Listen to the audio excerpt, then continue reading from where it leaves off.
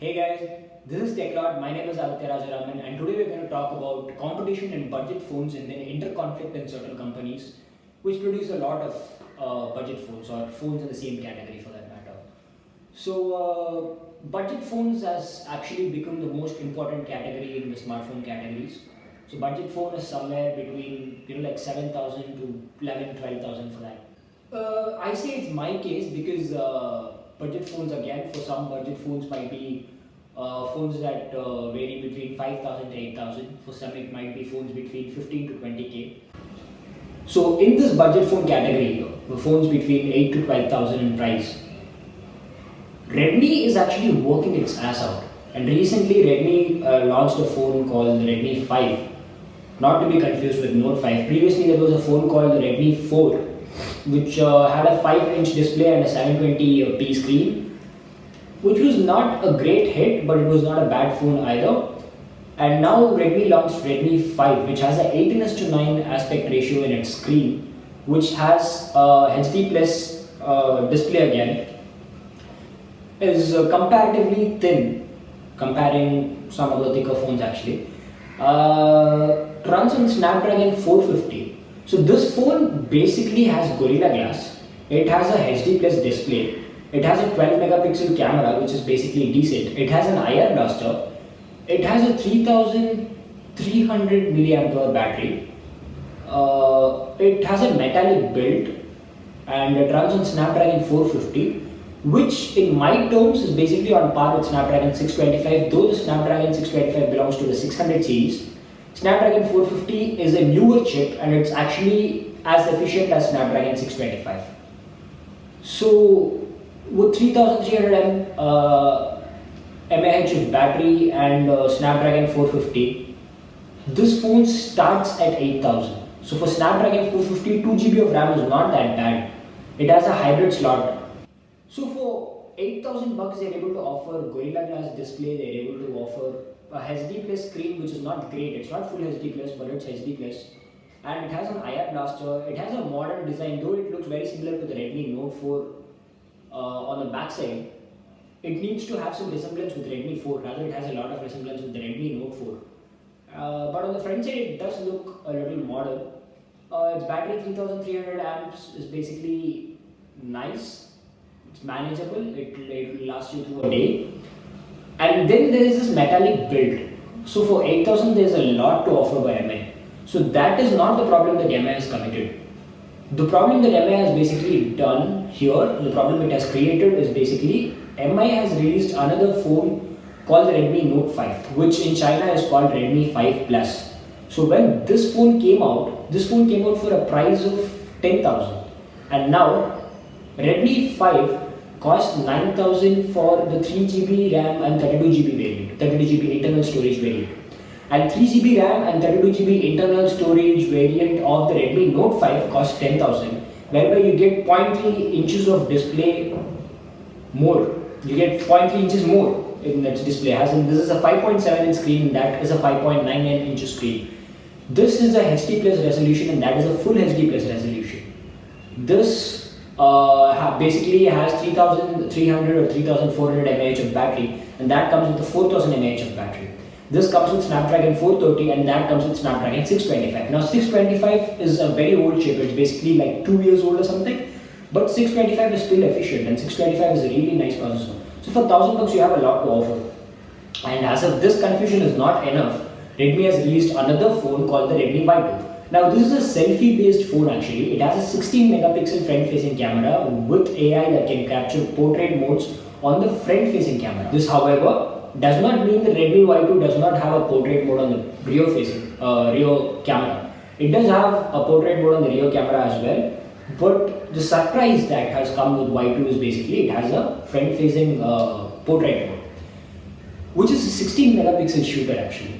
And the rear one is basically lesser. It's a 12 megapixel shooter combined with a 5 megapixel wide lens camera to in order to recognize depth, in order to help you with the portrait shots. So this phone comes at 9,999 again, which means it is basically competing directly with Redmi Note 5 of the same company. It's Redmi again. and it offers the same processor, Snapdragon 625 Qualcomm chip.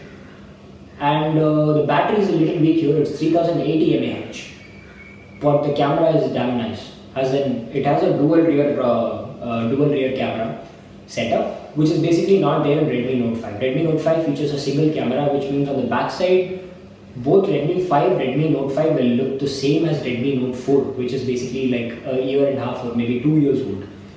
So this phone has a fresh looking design, it's really fresh, it's really pretty. Redmi Y2 does look a lot modern than Redmi Note 5 or Redmi 5 for that matter. But it has a 3080 mAh battery and it has a HD plus screen again, it does not have a full HD plus screen. And it is not a metallic design on the back basically, it is basically a metal coated design on the back. So it's not completely made of metal. And it's 8.1 mm thick, but the craftsmanship is basically really nice there, that you don't notice the thickness. It's not like that thick or that heavy in your hand, which means it really feels nice on your hand. So there, Redmi has basically done this mistake of like giving performance and battery to one phone, and then giving camera and style to another phone, where they could have easily combined both these together. A phone that could have had a 12 megapixel and a 5 megapixel shooter in the rear, a 16 megapixel shooter in the front with AI to capture portrait mode selfies, a 4000 mAh battery with a full HD plus display with the looks of Redmi Y2. Redmi hasn't done this, and then there is this company Asus, which has released this phone called Asus Zenfone Max Pro M1, which comes for 11,000, and this is a great option basically. Though it is 1,000 rupees more, this is a great option because it has a Qualcomm Snapdragon 636 processor, which runs on Redmi Note 5 Pro, which comes for 15,000 rupees. So comparatively, for 4,000 less, you get the same processor with 3GB of RAM and 32GB of internal storage with a dedicated SD card slot. So this is what Asus has to offer on the table. And not only this, it also comes with a full HD plus display, and it comes with a 5,000 mAh battery. So on top of it, it does not have a Gorilla Glass protection, but it has some sort of a glass protection apparently. But it is always suggested that you go for a tempered glass whenever you get a phone that does not have Gorilla Glass. So the camera on the rear is basically a 13 megapixel camera combined with a 5 megapixel shooter to capture portrait mode shots, and the rear camera is basically on par with Redmi Y2 apparently. But the front shooter is not that great. The front shooter is basically a 8 megapixel camera with front facing LED flash, which is there in Redmi Y2 and Redmi Note 5 also for that matter. The con is basically that the build looks a little old, though it has this like vertically facing dual camera setup on the backside. Though it has a metallic build on the backside, it still looks a little old. It looks like one of those Vivo phones. It has an amazing 5000 mAh battery combined with Snapdragon 636, but it's like performance output, or like the number of hours you use it, or the intensity in which you used it, does not actually calculate enough to reach 5000 mAh of battery, 5000 mAh of battery with a Snapdragon 636 processor.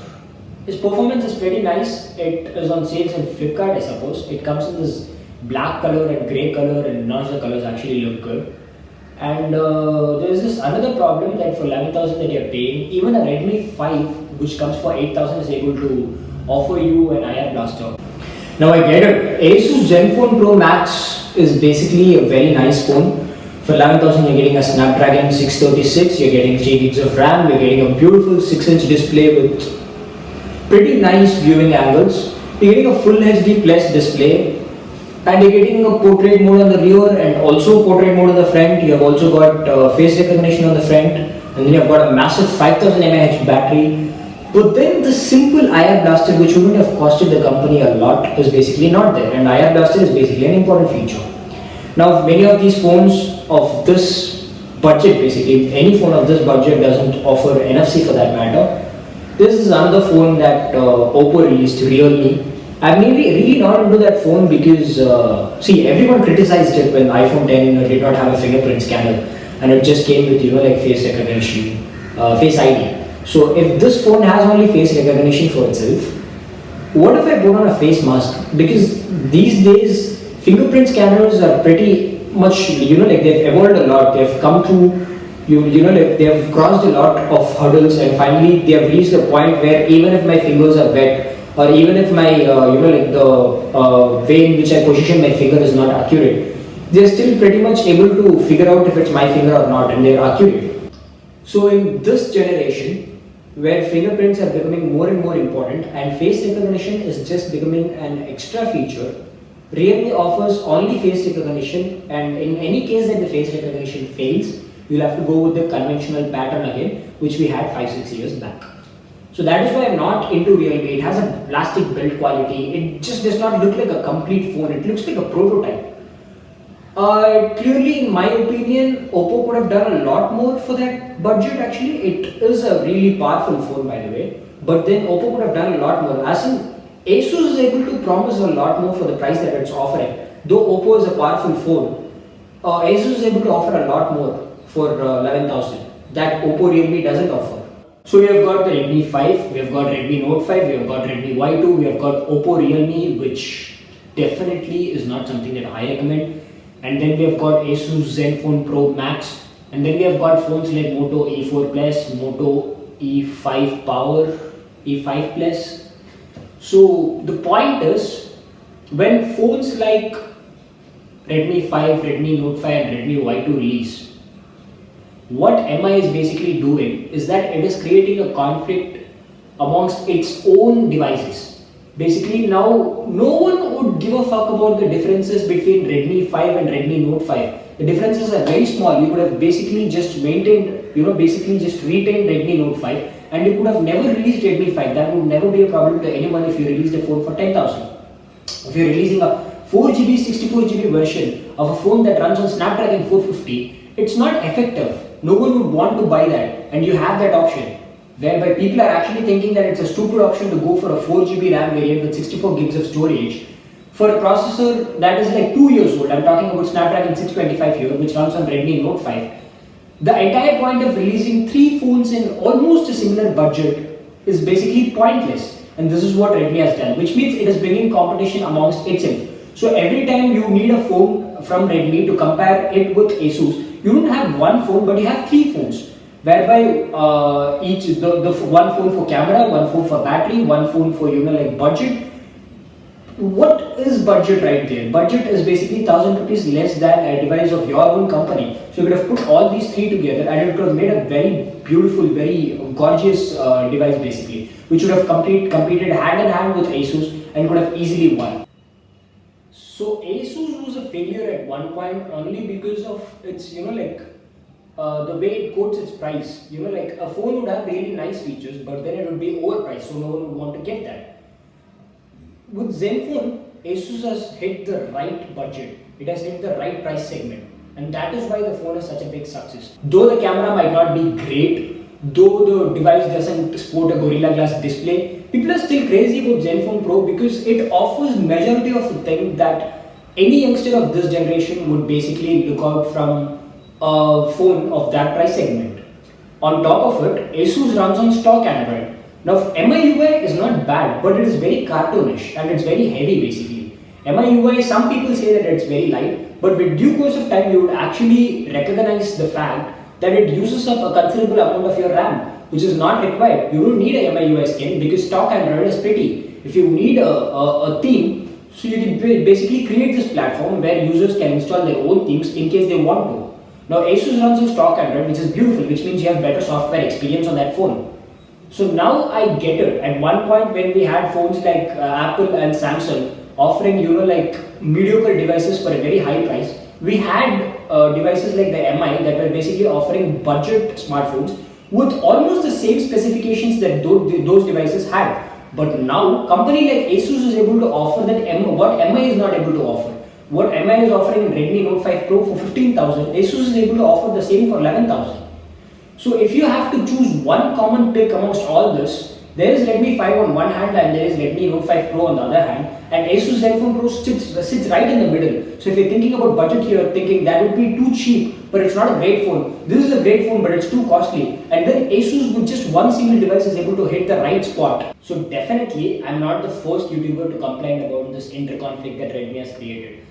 The only solution to it is not Okay, the only solution to it basically is that you club all these devices together, you would get a beautiful device. Though it might run on Snapdragon 625, there will be people preferring camera over a processor. Maybe you run on Snapdragon 625 and then Asus runs on Snapdragon 636. There are people who need better camera. Now Asus Zenfone's camera is basically shit. The rear camera is ugly, it is not able to process pictures properly, the front portrait mode doesn't even work properly. Comparatively, your Redmi Y2's camera is really nice.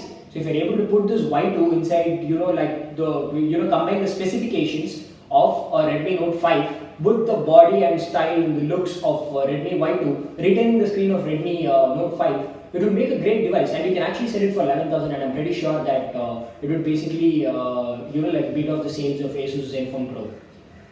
So the point is not the number of devices that you basically let out.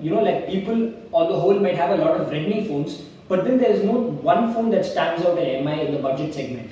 Though MI has released a lot of phones, there cannot be any phone that you call the budget king iconically in the Redmi series. Whereas with Asus Zenfone Pro, they have basically won the title of making the best budget smartphone in actually no time. If you're a gamer, hands down you'll have to go with the Asus Zenfone Pro. Talking about the budget segment, which ideally starts from 8,000 and goes up till 12,000. This runs on a Snapdragon 625. Its Geekbench score is somewhere close to 70,000, and Asus Zenfone Pro's Geekbench score is close to 1,15,000. So there is a solid difference there. And the battery is like 5,000 milliampere there, which means you're going to get a great battery life and a great processor, which is the two main prerequisites for a gamer. So if you're someone who's into photography, you need to get the Redmi Y2. If you're someone who is into nothing, you should get the Redmi Note 5. Because if you need a good screen, you've got that in the Zenfone Pro. If you need a good battery, you've got that in the Zenfone Pro, more than what you've got in the Redmi Note 5. And if you need camera, you've got that in the Redmi Y2, because Redmi Note 5 doesn't have that anyway. If you want face recognition, it is there in Redmi Y2 and it is there in Asus Zenfone Pro, but it is not there in the Redmi Note 5.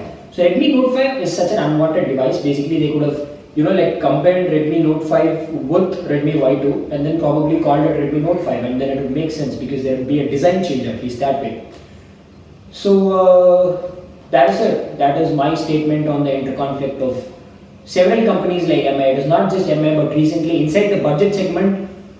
See, the budget segment gathers a lot of attention, a lot of people's attention, because anyone who is willing to buy a first smartphone, anyone who is a student, anyone who is willing to look for a secondary smartphone will all eye into that section only. 8,000 to 12,000 price segment is such an important price segment, and if you're willing to confuse your own customers and then mess them up and then send them to another company like the Asus, which offers a combination of all your products, then it doesn't make sense, and it is basically just making your name go waste, basically making a good company with a good potential go down the drain. So rather you could do what I said 1,000 times in the video. That's it. Thank you.